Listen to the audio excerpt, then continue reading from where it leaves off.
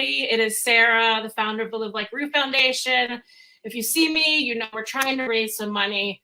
Really important. If you're not in our support group on Facebook, please go check it out. That's how I found Bill.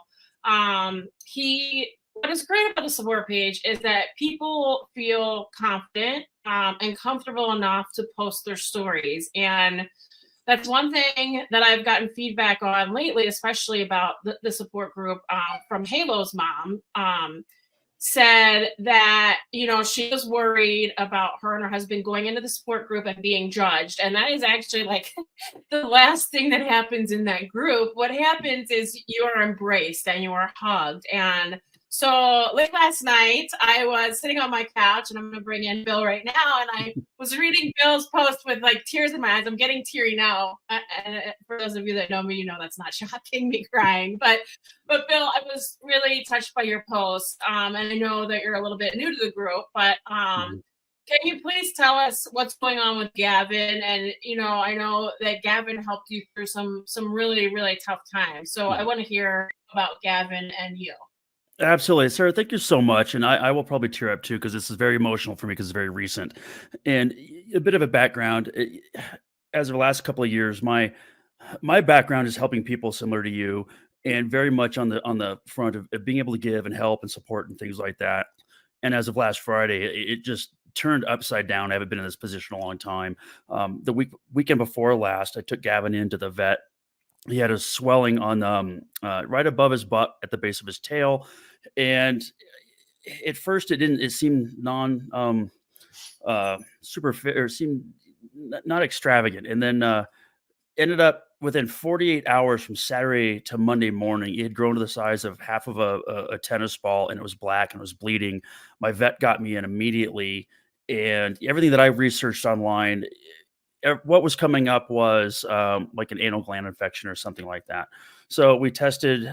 They ran a few things. That was the prognosis that they thought, and they took a biopsy. I said that's probably a good idea since I'm here. So the entire week went by without thinking much, and then 4:00 on Friday afternoon, I just got the call from my vet that it had come back as a phase 3 mast cell cancer tumor, which just shook me. My family, my dad passed away from cancer. I had a 7-year-old godson pass away from cancer in 2007. So, I'm not a stranger to cancer. And in fact, Gavin is named after my godson, Gavin, who passed away in 2007. So it just really, really threw me on my feet for somebody like myself who typically isn't shy of words or short for words. I was stunned and found myself in a position looking for help. And so I reached out to some, close friends, told them what was going on. And then just the frustrating part is I found out on Friday afternoon at 4:00, and my vet was very dire in his conversation. He said, "This, I don't want to sugarcoat this. This isn't good. You need to get into an oncologist right away." And to get news at 4:00 on a Friday afternoon, there's not much you can do. If it was a Thursday, I probably could have got in somewhere. And all the answers I got with all the 24-hour veterinary clinics, like, you're gonna have to wait till Monday. And 72 hours to me just seemed like a lifetime for something of a metastasizing tumor that's going to grow so fast. So I was frustrated over the weekend, dealt with a lot, and came to terms with a lot of things. And like most people who are in this scenario, you hope for this day never comes. But and costly, you don't think about fees or things like that when you get a pet. They add up quick, and within a week, I spent like $2,700. And I'm committed. It's like, what do you do? I can't skimp. Everything. This dog, and we'll kind of get into the story, literally saved my life. So I owe it to him to repay it back. As I put in the group, about 2016 or 17, I was in a car accident. And had 2 back-to-back shoulder surgeries that were extremely excruciating and took a long time to recover. And during that time frame, I was on a lot of opioids and got addicted to opioids. and it was something that I drastically did not like being on. I tried to quit cold turkey, ended up in the ER. And it was just a challenge. And it was about a close, maybe almost a year's time. And I was trying everything. I was working with my doctor to try to get off of it, but it tore my world apart. And then somebody suggested you should get a dog. And my thought was, I can't take care of myself at the time, let alone a dog. Um, but that thought seeped into my mind that, that like something to grasp onto. And so I did. I went on a search, and it lasted about a month. And I went through thousands and thousands of pictures. I couldn't find one. And then one day, um, Gavin popped up, and he was the most beautiful dog. And there he is right there. And if you look, he had the brightest, bluest eyes. And his mix he's a Rottweiler, Staffordshire Terrier, and a boxer. I call him a boxy Staffweiler.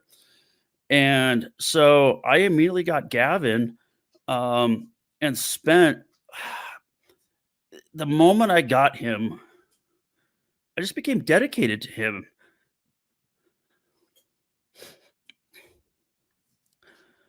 And within 3.5 weeks, I was off the opioids after trying for a year. Wow.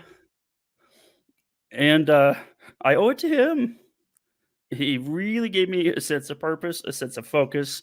And I knew that if I was going to take care of this little creature, that I was going to have to be the best I could. And really, just anything else in the world just seemed irrelevant at the time. So it really was a godsend, where people say, we rescue our dogs, but they save us. Never more true. So That's what I was gonna say. I was gonna say, like, literally, he saved you. I mean, it's just, it's remarkable. It really is. Like, and dogs are so good at that. They're so special. I think that's, it says so much when we hear these stories time and time again about, this dog is it's my everything. Like, literally my everything. This is all I have. I remember one of them said, like, this is all I have. I don't have a family. Like, I have this dog right here. yeah, It's incredible.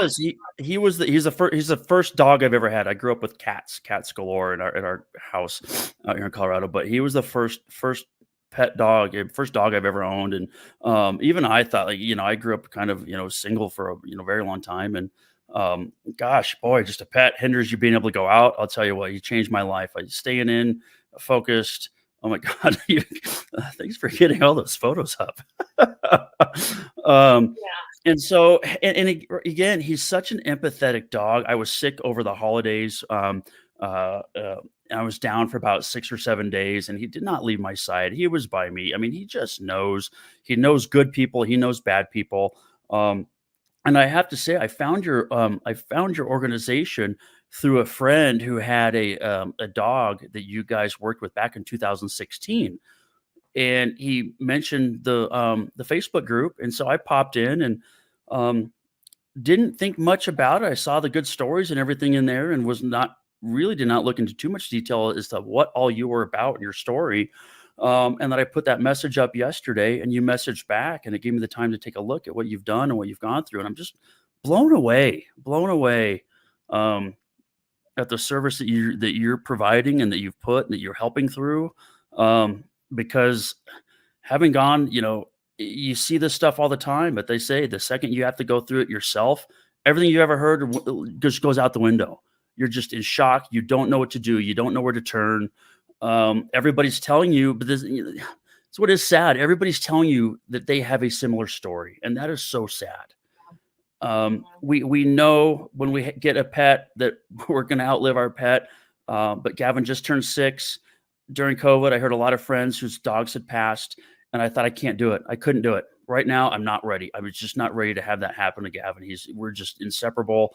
And in my mind, I just pictured another 10 years. I'd be 60 or so, and we'd just be 2 old grumpy dogs, and he'd die by my side, having a great life together. And that was what I'd imagine. I'm still hoping for that. So, yeah. I mean, and that's the biggest thing, is just hope. A lot of people say to us too, if you can't provide anything else, at least there's some kind of hope, because you can hear stories from other people on the support page. But it is so hard to get a diagnosis when you aren't expecting it, and when you think it's going to just be a simple thing, and then $2,700 later and $5,000 later, it's really, really tough. Yeah, and the people who go through this, and it was again, it was a little frustrating. I have a little bit of means right now that that I will throw everything at it. You sit down in the oncology room, and they tell you, well, it's going to be anywhere from $1,200 to $1,700 today. And I think the moment you say, okay, that works. I mean, I walked out there, it was right at the max, $1,700. And so you are kind of at mercy of to do that. So it's scary, but I couldn't imagine not doing it. I can't skimp on a couple dollars for the dog to save my life. Yeah, so true. And again, have heard people that are on a limited income, that put everything. We had a woman sell her house and her car for her dog, and the dog still ended up away. And it's like, these are the people that we want to help, and we definitely want to help you. So I know, guys, please donate. I mean, obviously, this dog saved his life. We hear this time and time again, and now he wants to save the dog's life. So please, if you can donate anything, I really appreciate it. I know Bill appreciates it so much.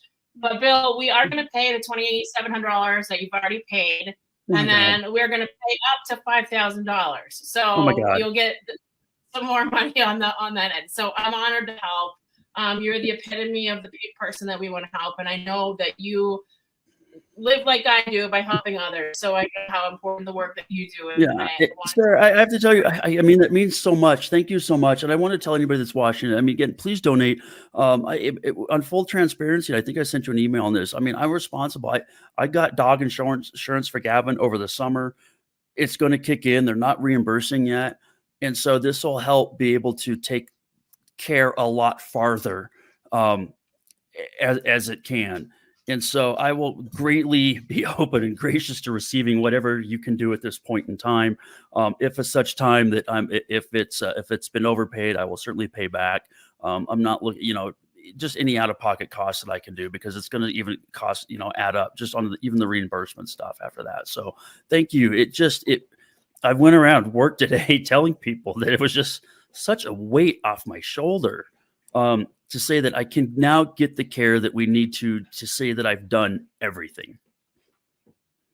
Yeah, most importantly, I mean, honestly, you want to do everything you possibly can. So we're here for you. We call you family for life, so you're stuck with us. But I know you have my email, and I'll be in touch, and we're so honored to help you, Bill. Awesome. I'll put updates into the groups. Everybody join the Facebook group. You can see. Yeah, I love it. Thank you, Bill. Have a good night.